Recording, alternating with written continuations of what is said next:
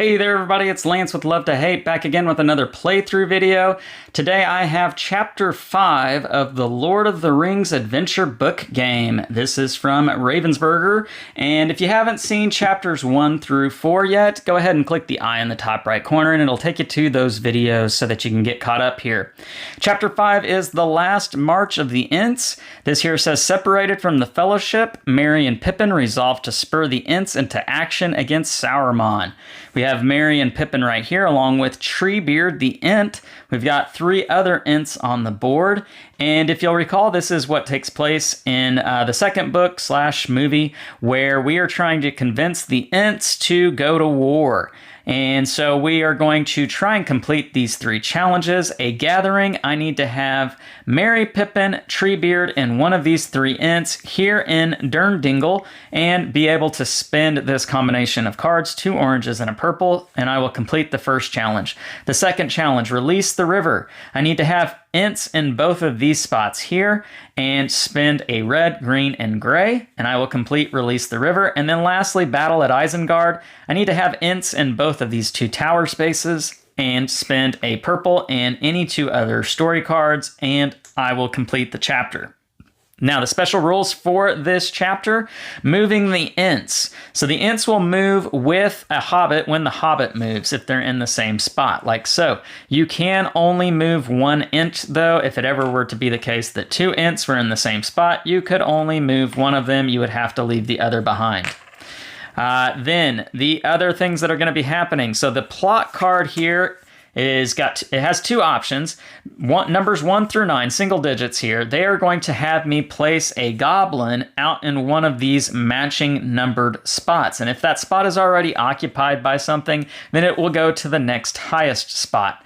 Goblins are bad. I will want to remove goblins by moving into a space with an Ent. Merry and Pippin cannot move into a space with a goblin all on their own. Has to be with an Ent. But if I have an Ent there, I can spend 1 red ram's horn or any 2 matching story cards to be able to remove that goblin off the board. Numbers 10 through 15 are going to have me flip a goblin over to its fire side because that goblin has lit that part of the forest on fire, and the Ents don't like that. In order to extinguish a fire, I need to have 2 Ents be adjacent to the fire, and then I need to spend 2 matching story cards to be able to remove that fire off of the board. I will lose this chapter if at any time there are 2 fires anywhere on the board. So I really got to keep that from happening. That is what we have here in this chapter. The 1 ring ability says I can spend a ring to extinguish a fire with 1 adjacent Ent and without paying any cards. So if I only had 1 Ent next to the fire, I could extinguish it by paying a ring, and I would not have to pay the 2 matching story cards. Now, speaking of the ring and the corruption that goes along with it, I did have to use 3 rings from the last chapter. I was on 2. I was doing really well getting through the first 3 chapters with only having used 2 rings, but I had to use 3 rings in chapter 4, and here we are. I'm at 5 out of 15. So let's go ahead and get into this. I will draw my opening hand of 4 cards. I have a green, a ring, another green, and another ring. And my trade hand, I have a gray, a purple, a ring, a red, a gray, and another gray. So I don't have any oranges that I need to be able to do a gathering. I do have that purple in the trade hand. Now I can move, and I will start by moving Merry 2 spaces to get caught up here with this Ent. And next, I am going to spend 1 of these greens to move Pippin 1 space. And I think I will spend another green to move Pippin 1 more space. Now, I can make a trade, and I will. I will trade 1 of these rings for a gray out of the trade hand. And I will move Pippin 1 more space, getting him here with Treebeard. And I think that's what I'll do for this turn. I will draw my 2 cards. I got an orange, there's 1 orange, and a ring. And now we flip over the plot card. this plot is number 12. And so 12 is going to have me flip over a goblin to its fireside. If there is no goblin, then I put a goblin in the next highest numbered space, which is 9. I don't know if I finished reading the rest of 1 through 9. If 1 through 9 comes up, I not only place a goblin out on the board, but if there's a goblin that's adjacent to that goblin, then it flips over to its fireside. So numbers 1 through 9 can be pretty devastating. All right, so that's the end of the first turn. I can move again, and I will. Let's go 1, 2. And now I've got somebody here with this goblin, and I'm going to trade one of the rings for the red in the story, or the trade hand, excuse me. I will spend that red to remove this goblin from the board and get him off of there. Let's see. I think that's all I'm going to do. I don't want to spend a ring, and I need this orange, so I'm not going to use any of those cards. I will draw my 2. I got a red and another ring. Our next plot card is a 4, and that will... a 4 is right here, but it is occupied by an int, so it will go to the 5 here. Or no, we don't put it on fire, excuse me. It's just a goblin. All right. Now, I can move 2, and I will. I'll go 1 and 2. And I need another orange. I'm going to trade this red for a purple. And now I just need one more orange to be able to complete a gathering. I think that is all that I will do this turn, or should I? Because if I stop here, then I will be wasting my movement for the next turn. And so, because I need to have everybody here in Durndingle, and maybe I use a ring now. Yeah, I think I'm going to have to. I'm going to spend what I have here, a purple, an orange, and a ring to be able to complete a gathering. Now, spending the ring is a bit of a problem because it does increase my corruption to 6, and I will have to take this card, but I will do that here after I complete this challenge. So I have Merry, Pippin, Treebeard, and one other int in Durndingle. My reward is to draw 2 cards from the story deck, a gray and a purple. And it says here, now we must decide if the ints will go to war. All right, now I will draw my Eye of Sauron card, and corruption. At the end of your turn, draw only 1 story card instead of 2. Well, that's not too bad considering I just drew 2 story cards. Excuse me. But now I can start working towards Release the River. And I will by spending... I'm going to spend a purple here to move Mary and this int to this space here. And that is that. So I only get to draw 1 story card this turn. And it's Arwen's Love. Complete a challenge using 1 or more ring cards without advancing the corruption track. I would rather share 1 lifetime with you than face all of the ages of this world alone. All right, so that's that. I will draw the plot card, and it is an 8. So 8 is unoccupied. We're going to place it there. All right, my turn, and I did not have any other goblins adjacent to that 8, so that's fine. All right, now I can move, and I shall. Let's go 1 and 2. And let's trade. Let's trade this ring for a gray from the trade hand. And I'm going to spend 2 matching cards to remove this goblin off the board because I have an int there, Treebeard, and I needed 2 matching cards or a red, and I had that. So that's that. I will draw my 2 cards. I got a green and a purple.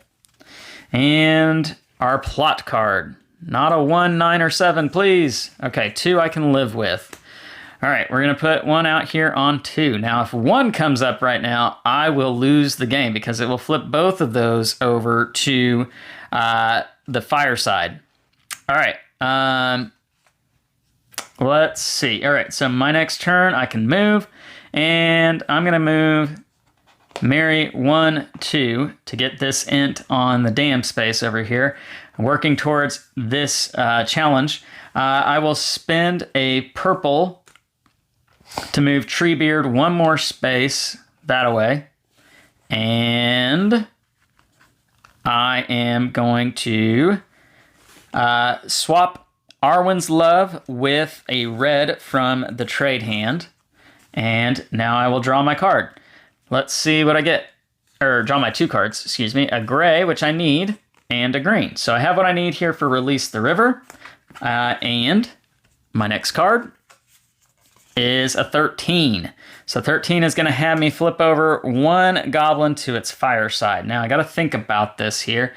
And I think taking a look at the plot cards that have already been drawn. So 4, 8, 2, and 12 and 13. So I know that 1 and 3 are still in the deck, along with 9. Let's see. So I am thinking that it is probably better. 7 is also in the deck. I feel like flipping over this guy here is the better bet. And hopefully that doesn't burn me later. Yes, I said that. All right. And so it's back over to me. I can move, and I will move 1 there. I'm going to move Mary 1 space back this way. And I will spend my green, red, and gray to be able to complete Release the River. Both dam spaces are occupied by ints, and I paid what I paid right here. I get to draw 1 card from the special deck, and I received Galadriel's Hair. This is the second time, I think, in the campaign I've drawn this card. Draw 3 cards from the story deck, then discard 1 card from your hand. If you discard a 1-ring card, do not advance the corruption track. I asked for 1 hair from her golden head. She gave me 3. And you know what? I think I'm going to go ahead and spend that right now. I will go ahead and use it. I will draw 3 cards, 1, 2, and 3, and I will discard the green. I have no need for green at this point. Now I will spend I'm going to trade one of the purples with a gray from the trade hand. I will spend that gray to move Pippin with Treebeard 1 space in that direction. And I hope that I don't lose right here. All right, let's draw 2. I drew a red and a gray. And if I get a 1, I will lose this game. I got a 6. Okay, so 6 is occupied. I do have to place it in 7, which is there. There are no goblins next to it, so I don't have to flip 1 over, otherwise I would have lost the game. All right, that's that. I can now move, and I am going to move 1 and 2. Is that smart? I don't know. 5, I need to move again with Treebeard because I need 5 to stay open so that a goblin can go there. Yeah, I think that's what I need to do.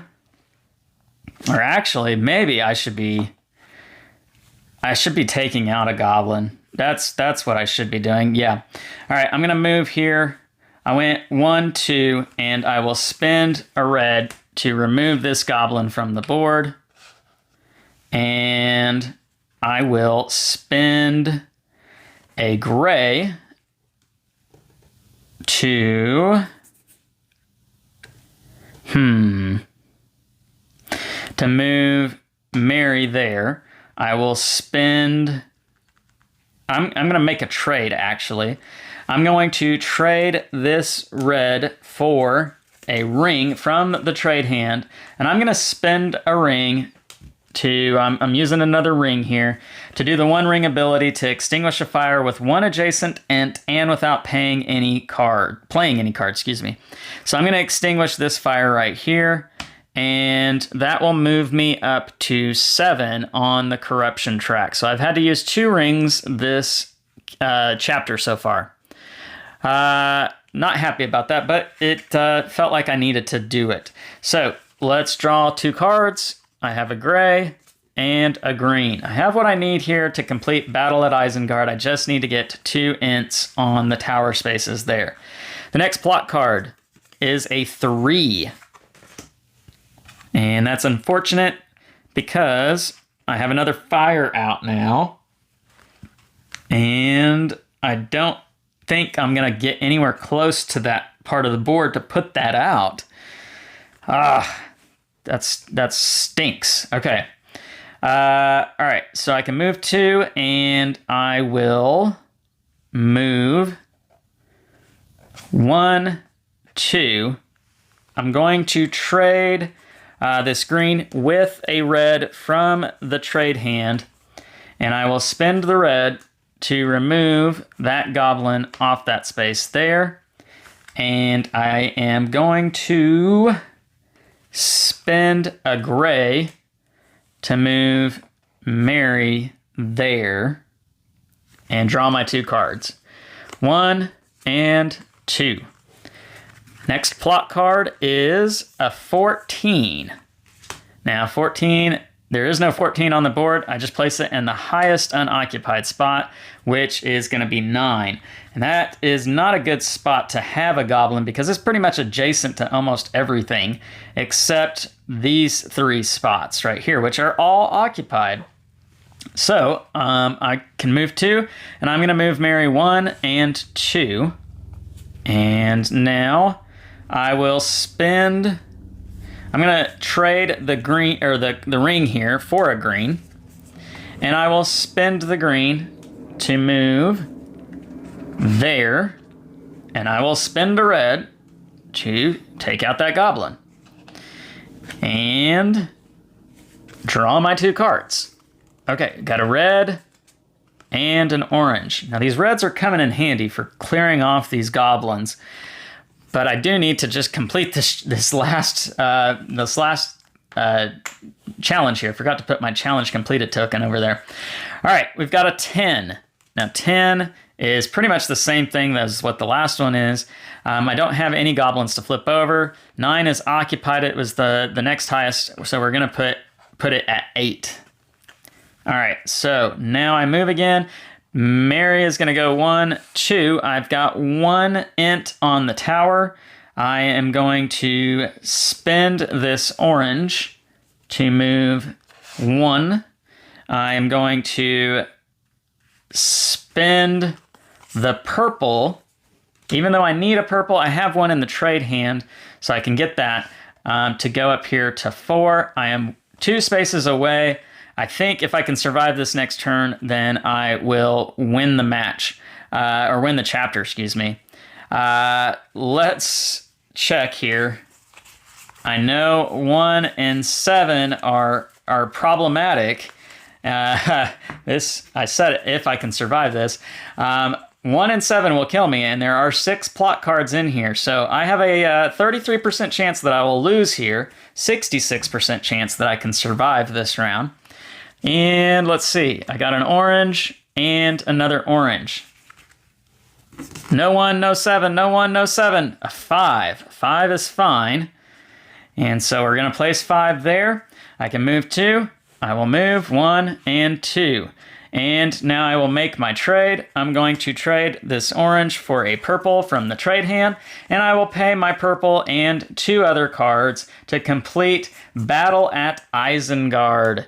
And I have completed the chapter. There is no curse in Elvish, Intish, or the tongues of men for this treachery. That is Chapter 5, Last March of the Ints. And to get this corruption track on the board again, I did have to spend 2 more rings. I'm at 7 out of 15 for the campaign.